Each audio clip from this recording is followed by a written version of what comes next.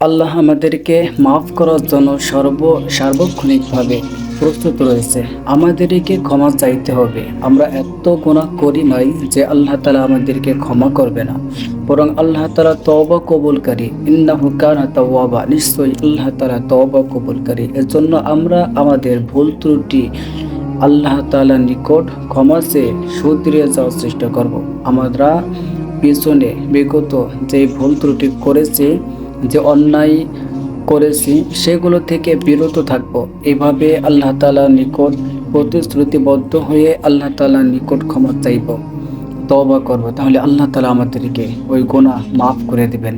এর জন্য আমরা সকলে চেষ্টা করব আমাদের গুনাহের দিকে লক্ষ্য না করে আল্লাহ তাআলার রহমতের দিকে লক্ষ্য করে আল্লাহ তাআলার নিকট ক্ষমা চাইব। তাহলে আল্লাহ তাআলা আমাদেরকে ক্ষমা করে দিবেন এবং আমরা শান্তিতে খুবই আরামের সহিত নেক আমল করে জিন্দেগির বাকি সময়টুকু কাটাইতে পারবো।